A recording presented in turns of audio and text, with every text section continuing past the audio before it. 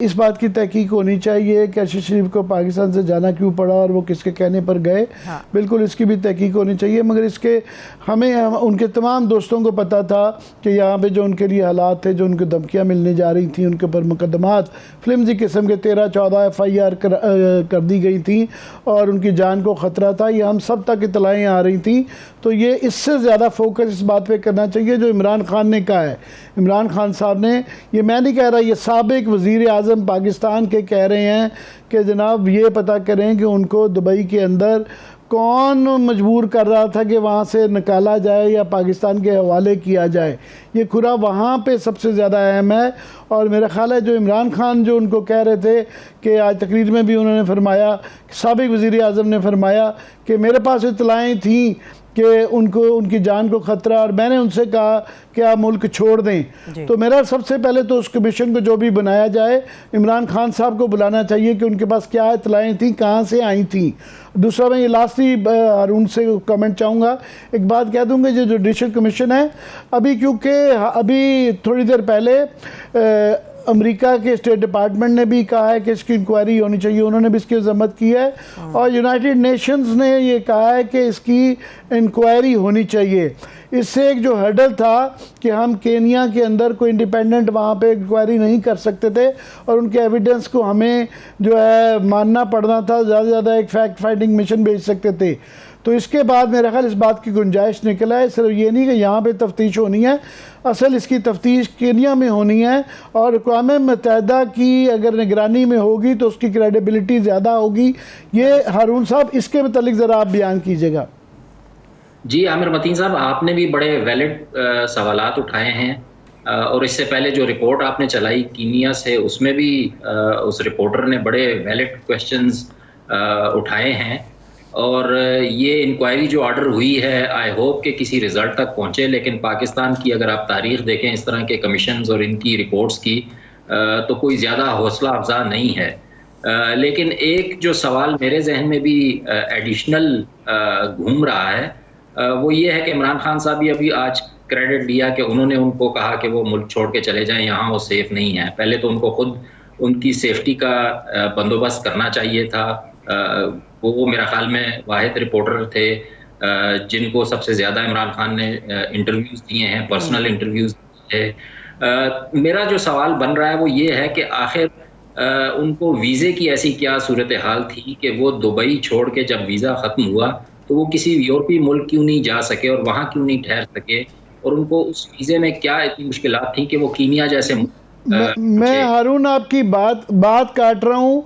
मैं उसका जवाब इसका दे देता हूँ, क्योंकि एक हमारे बड़े ही मोतबर सहाफ़ी जो कि उन्होंने उनकी इजाज़त नहीं ली, इसलिए उनका नाम नहीं लूँगा, मगर पाकिस्तान के बड़े प्रोमिनेंट जर्नलिस्ट हैं, वो उस वक्त अरशद शरीफ से टेलीफोन पे बात कर रहे थे। उन्होंने कहा वो एकदम बात कर रहे थे और उन्होंने कहा नीचे कोई सरकारी अफसरान आए हैं UAE के, और वो जब नीचे गए और उन्होंने आके कहा कि मुझे कहा गया है कि 48 आवर्स के अंदर आपने छोड़ना है।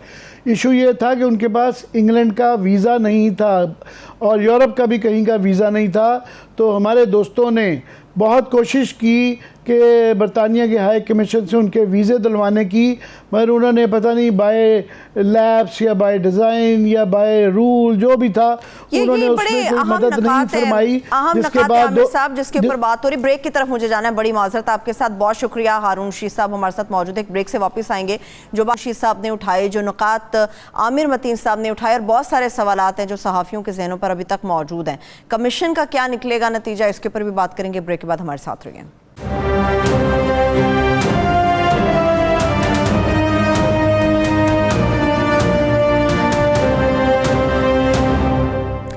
ब्रेक के बाद एक बार फिर से प्रोग्राम में हम आपको खुश आमदेद कहेंगे। इस वक्त सीनियर सहाफ़ी तज़कियाकार ज़मीर हैदर साहब भी हमें प्रोग्राम मुकाबिल में ज्वाइन कर चुके हैं। Sir, thank you so much आपके कीमती वक्त के लिए। आमिर साहब, ब्रेक पर जाने से पहले आप कमीशन की बात कर रहे थे, क्या लगता है आपको कितना जल्द ये तमाम मामला मंतकी अंजाम को पहुँचेगा? क्योंकि हमेशा कमीशन के ऊपर कुरैशी साहब की एक स्टेटमेंट रही है कि पाकिस्तान कमीशन का कब्रिस्तान है। मैं बिल्कुल बड़ी हमारे साथ ज़मीर हैदर भी हैं, इनकी बहुत ये करीब तरीन जो अरशद शरीफ शहीद के दोस्त थे, ये उनमें से शामिल था और इनका बहुत हर हफ्ते में 2-3 दफ़ा उनसे मिलना था, तो इनसे भी बात करेंगे। जुडिशल कमीशन बिल्कुल प्राइम मिनिस्टर भी कह रहे हैं बना दें, DGISPR भी कह रहे हैं, UN भी कह रही है, स्टेट डिपार्टमेंट भी कह रहा है, पूरी दुनिया कह रही है कि बनाया जाए। मगर पाकिस्तान में जुडिशल कमीशंस की ना कोई तारीख इतनी कोई दरख्शा नहीं रही हुई है और इसका कभी कोई नतीजा नहीं निकला। हमारी ये बड़ी दरख्वास्त होगी और कोशिश भी होगी कि ये हमारा भाई, हमारी कम्युनिटी का दोस्त, कलीग ये शहीद हुआ है, तो हम चाहेंगे कि उसके अंदर हमारे अपने लोग बैठें और मोतबर लोग बैठें। बदकिस्मती से हमारी यूनियन के अंदर कई दफ़ा कुछ इतने मोतबर लोग नहीं रह गए और आपस में वो लड़ते मरते रहते हैं। तो मैं अपनी कम्युनिटी से सजेस्ट करूंगा कि 10-20 सीनियर एडिटर टाइप्स का एक हम पैनल बना लेंगे, जिसमें से 2-3 लोगों को नॉमिनेट करेंगे जो कि इस कमीशन में बैठें। हम सबसे बड़े स्टेक होल्डर हम हैं, नुकसान हमारा हुआ है, पहली बात। दूसरा, मैं थोड़ी सी करेक्शन कर दूं ज़मीर के पास जाने से पहले कि मैंने अभी कहा कि हमारे एक दोस्त की बात हुई थी अरशद से आखिरी दफ़ा जब उनको UAE से निकाला जा रहा था, तो मुझे सरबत ने करेक्ट किया है कि आप नाम ले सकते हैं, क्योंकि काशिफ अब्बासी साहब ने ये वही थे और उन्होंने अपने प्रोग्राम में इसका ज़िक्र किया है, तो हम भी नाम ले सकते हैं कि काशिफ अब्बासी साहब की उनसे आखिरी वक्त में बात हुई थी और उनका ये कहना था कि उन्होंने और बाकी दोस्तों ने बड़ी कोशिश की कि उनको ब्रिटिश यूरोप का वीज़ा लग जाए, मगर वो उन्होंने कोई कोऑपरेट नहीं किया, पता नहीं जान के नहीं किया या उनकी सुस्ती थी या जो भी वजह थी, तो उनको वीज़ा नहीं मिला। तो उनके लिए इसलिए बड़ी महदूद चॉइसेस थी कि वो श्रीलंका चले जाते, कतर चले जाते या कीनिया जाते, उनको कीनिया जाना पड़ा। मेरा एक सवाल होगा, पहले तो ये सारा दिन ज़मीर हैदर हम भी वहीं थे, मगर ये भी सारा दिन जो है अरशद शहीद के घर पे रहे, कोशिश कर रहे हैं हम उनकी फैमिली के साथ उनका गम शेयर करने का और इंतज़ामात भी, क्योंकि उस घर में अब कोई बड़ा मर्द नहीं रह गया। उसके भाई पहले शहीद हो चुके थे, उसके वालिद साहब भी फौत हो चुके हुए थे, तो वो फिर हम ये सारा बोझ जो है हमारे उसके कुलीग्स पे, हमारे दोस्तों पे है और वहाँ पे सारे ड्यूटी दे रहे हैं, ये ज़मीर भी देते रहे हैं। तो ज़मीर पहले तो थोड़ा सी तफसील बताएं कि अब उनका जस्द खाकी कब आ रहा है और जनाजा कहाँ है, किस वक्त है?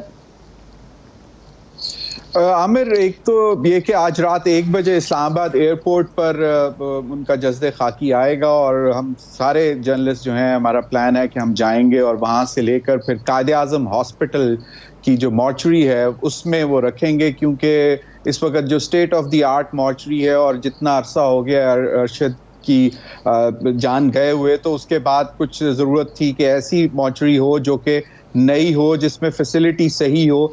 तो दूसरा, फिर अभी उसकी वालदा भी बता रही थी और वो काफ़ी नाला थी, नाराज़ भी थी कि उन्होंने किसी जगह पे कहा था कि उस मॉर्चरी में जो है अरशद की बॉडी रखने की इजाज़त दी जाए, लेकिन उसने वो नहीं दी।